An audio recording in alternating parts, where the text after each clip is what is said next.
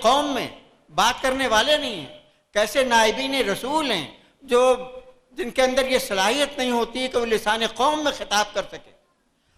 جتنے مدارس، سینکڑوں مدارس، ان سے پڑھ کر کے ہزاروں ہزار علماء، وہ سب محسن عثمانی کی طرح سے صرف مسلمانوں کو خطاب کرنے کے لائق، مسجدوں میں مسلمانوں کو خطاب کرنے کے لائق، اور سیرت کے جلسوں میں مسلمانوں کو خطاب کرنے کے لائق ان میں سے ایک بھی مشکل سے نہیں ملے گا جو غیر مسلموں کو خطاب کرنے کے لائق.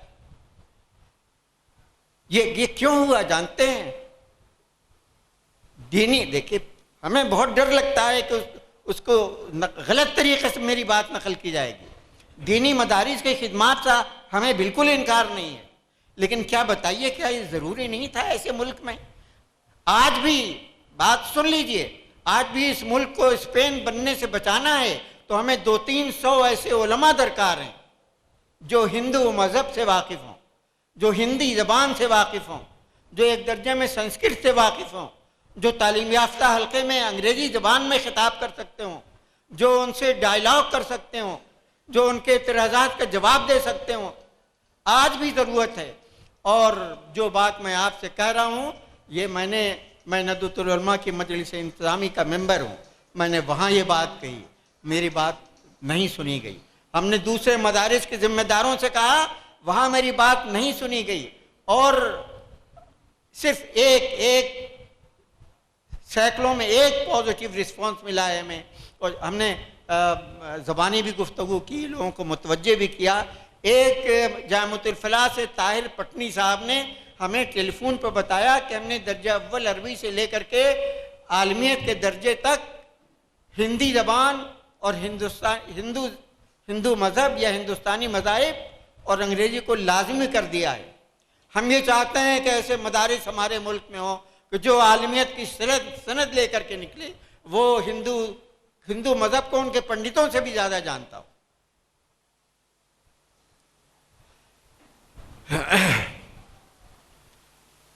مجھے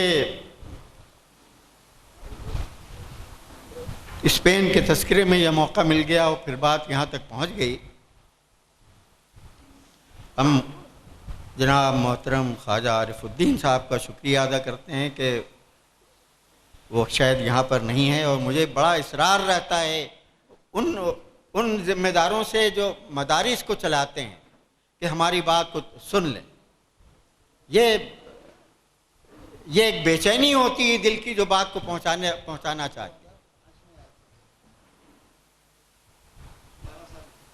تو آپ حضرات نے بات سنی، اور میرا خیال ہے کہ جو دینی مدارس کے ذمہ دار ہیں یہاں، اور خود خواجہ عارف الدین صاحب، وہ اگرچہ وہ چلے گئے تھے لیکن ہم نے جو ضروری باتیں کہی ہیں وہ کسی طرف سے ان تک پہنچ جائیں گی اور اس کو وہ غور سے سن لیں گے. اچھا تو یہ ہماری طبیعت اگرچہ ٹھیک نہیں تھی، لیکن یہ ہمارے ملک کے حالات ہیں جس کا آپ نے بہت سے تقریروں میں اس کا اثر دیکھا ہوگا. یہ وہی اثر ہے جس نے ہم سے یہ باتیں کہلوائی ہیں، اور پھر مؤدبانہ درخواست ہے کہ اس کو غلط طریقے سے ہماری بات نقل نہ کی جائے. وآخر دعوانا ان الحمدللہ رب العالمین.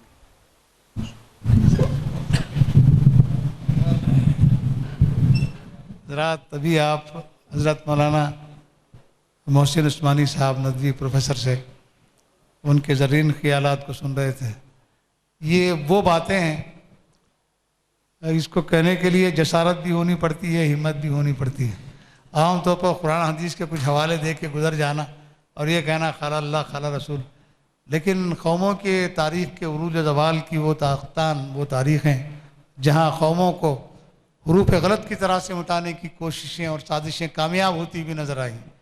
اور آج کے دور میں بھی اگر اس ملک میں اگر وہ کوشش نہیں کی گئی جس کا اشارہ آپ نے کیا ہے یا حوالہ دیا ہے کہ اگر دعوت دین کا کام اس ملک میں اگر انجام نہیں دیا جائے گا تو اس ملک کی جو تقدیر ہے بننے والی وہ تو بنے گی، لیکن ہماری جو صورتحال اللہ کی بارگاہ میں بنے گی وہ ہم اس سے بچ نہیں سکتے.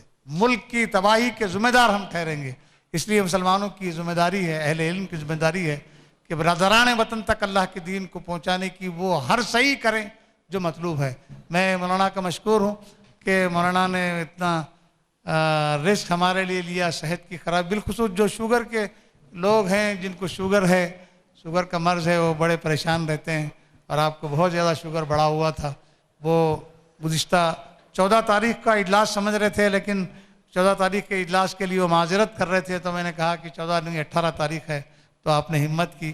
میں اللہ سے دعا کرتا ہوں کہ حضرت مولانا کو اللہ تعالیٰ صحت و تندرستی عطا کرے، اور آپ کے ان خیالات سے ملت کو فائدہ اٹھانے کی توفیق عطا فرمائے۔ بھائیو، اب آخری تقریر محترم مولانا محمد جعفر صاحب کی ہے۔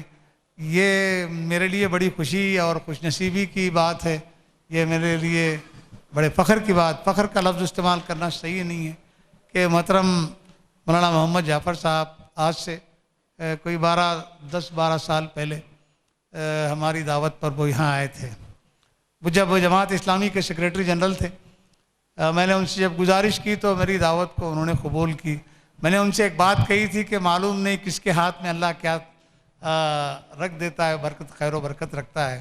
انہوں نے کہا کہ بھائی ایک مدرسے کا سنگ بنیاد رکھنے کے لیے مجھے دلی سے ورنگل تک آنا کوئی معنی نہیں ہے، کوئی بات نہیں ہے۔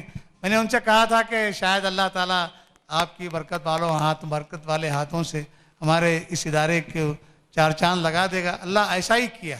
میں ان کے حق میں دعا خیر کرتا ہوں کہ اللہ تعالیٰ ان کے ہاتھوں میں وہ خیر و برکت عطا کی، کہ وہ 10 سال پہلے، شاید 2005 یا 2007 میں جب اس کی سنگ بنیاد رکھی گئی، تو اس کے بعد سے میں ایک دن بھی اس کام کو نہیں روکا۔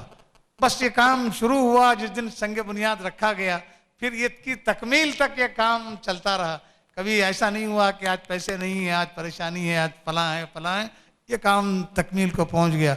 جب اس کام کے لیے جب آپ نے سنگ بنیاد رکھی، اور پھر میں جب اس کام کو شروع کرنے کا بیڑا اٹھایا، تو میرے محترم سرپرست میرے بھائی احمد عبدالنعیم صاحب، اللہ ان کو صحت و تندرستی دے، اللہ ان کی عمر دراز کرے، ان کے مرحومین کی مغفرت کرے۔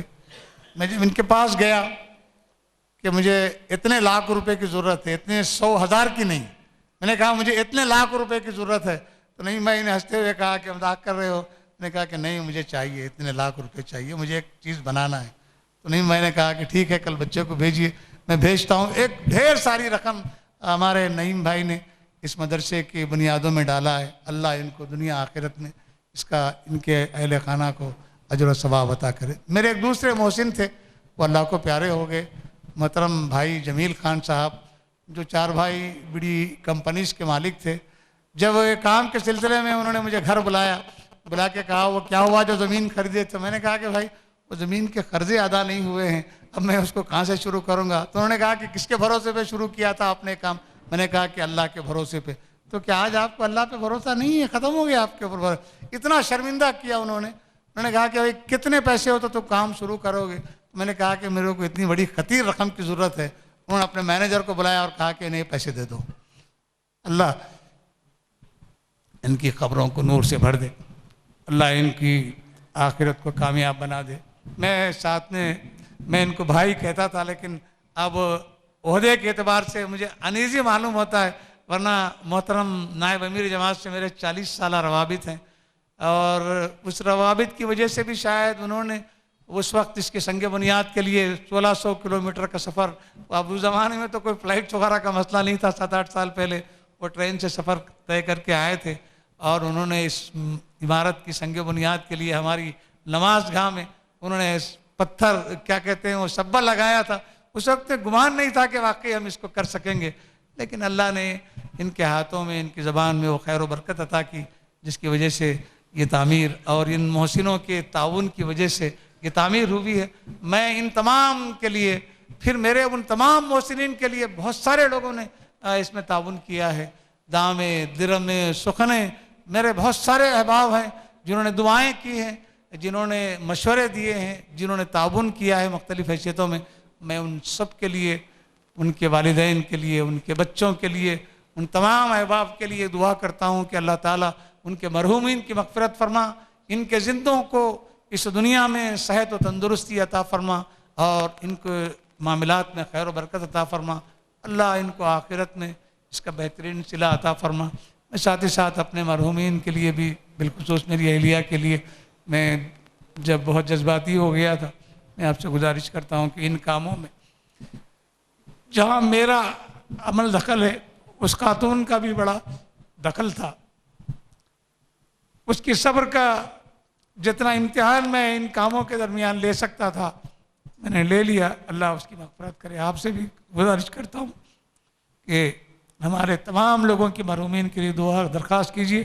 میں اپنے تمام بھائیوں سے تاخیر کے لیے معذرت چاہتا ہوں، اور ہم لوگ انسان ہیں، کبھی کبھی ہم لوگ اس طرح کی باتیں کر جاتے ہیں جس کی وجہ سے لوگوں کے دلوں کو تکلیف ہوتی ہے۔ میں آپ تمام سے معافی چاہتا ہوں اگر ہم سے کوئی غلطی ہو گئی ہے کبھی جانے انجانے میں، تو ہمیں معاف کر دیجیے۔ میں اب محترم مولانا محمد جعفر صاحب سے گزارش کروں گا کہ وہ صدارتی خطاب فرمائیں۔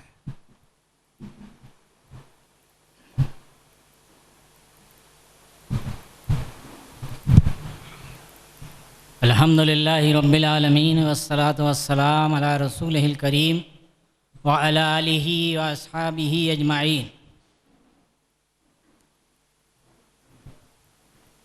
اما بعد فاعوذ باللہ من الشیطان الرجیم۔ ذالک الکتاب لا ریب فیہ۔ معزز علماء کرام اور بزرگوں، دوستوں، عزیز بچوں، قابل قدر ماں اور بہنوں، مجھے واقعی بڑی خوشی ہے کہ اس زمین پر جب ہم نے کدال چلائی تھی، بنجر سی زمین تھی اور بہت چھوٹی سی معلوم ہوتی تھی اس وقت، دیکھنے میں خالی زمین چھوٹی معلوم ہوتی ہے، تو ہرگز اس کی توقع نہیں تھی کہ یہاں کوئی ایسی عالیشان درسگاہ قائم ہو جائے گی اور یہاں سے ایسے ہونہار بچے نکلیں گے جن کا مظاہرہ آج آپ کے سامنے ہوا ہے۔ اور بچوں نے جو بات کہی ہے کہ اپنی ملت کے ہم کہکشاں دوستوں، تو واقعی یہ محسوس ہوتا ہے کہ یہ کہکشاں بن کر کے ہمارے سامنے آئے ہیں اور یہ کہکشاں بن کر ساری دنیا میں کو روشن کریں گے اور چمکائیں گے۔ اللہ تعالیٰ انہیں نیک توفیق عطا فرمائے، جن مقاصد کے لیے اس ادارے کا قیام کیا گیا ہے ان کو پورا کرنے میں ان کی ہر طرح مدد بھی کرے اور انہیں کامیابی عطا فرمائے۔ بچوں نے ہمارے خواجہ عارف الدین صاحب سے مجھے یہ شکایت ہے کہ یہ دوستی کا ناجائز فائدہ اٹھاتے ہیں، یعنی جو کام علماء کے کرنے کا ہے، دانشوروں کے کرنے کا ہے، مقررین کے کرنے کا ہے، خطیبوں کے کرنے کا ہے، اہل علم و دانش کا معاملہ ہے، وہ ہم جیسے فیلڈ ورکر سے اور کارکنوں سے لیتے ہیں۔ اور یہ حضرت نے اس وقت بھی ہمیں بلایا، درمیان میں بھی ایک مرتبہ میں اس کے ایک سالانہ جلسے میں شریک ہوا، اور اب پھر انہوں نے باصرار مجھے یہاں آنے پر مجبور کیا، اور یہ فرمایا ہے انہوں نے کہ آپ لوگوں کو بڑی زحمتیں ہو رہی ہیں اتنے لمبے پروگرام میں اور بچوں کے اس میں، اور خاص طور سے بچوں کے پروگرام کو سننے کی آزمائش سے آپ گزر رہے ہیں۔ تو مجھے شکایت یہ ہے کہ بچوں کے یہ پروگرام تھے ان کو آپ آزمائش سے ہماری تعبیر کر رہے۔ بھائی میرے خیال میں یہاں جتنے پروگرام ہوئے ہیں سب اپنی اپنی جگہ اہمیت رکھتے ہیں، لیکن ہمیں سب سے زیادہ دلچسپ اور سب سے زیادہ اہم پروگرام بچوں کا ہے، اور یقیناً وہ قابل ستائش بھی ہیں، قابل مبارکباد بھی ہیں۔ سارا کریڈٹ اس جلسے کا میرے خیال سے ان کو جاتا ہے، جس طرح انہوں نے ایکشن کے ساتھ یہاں پلے ایکشن کے ساتھ پروگرام پیش کیا، اور یہاں سارے پروگرام بچوں نے جو پیش کیے ہیں، حمد کے، نعت کے، تقاریر کے، قرآن کی اہمیت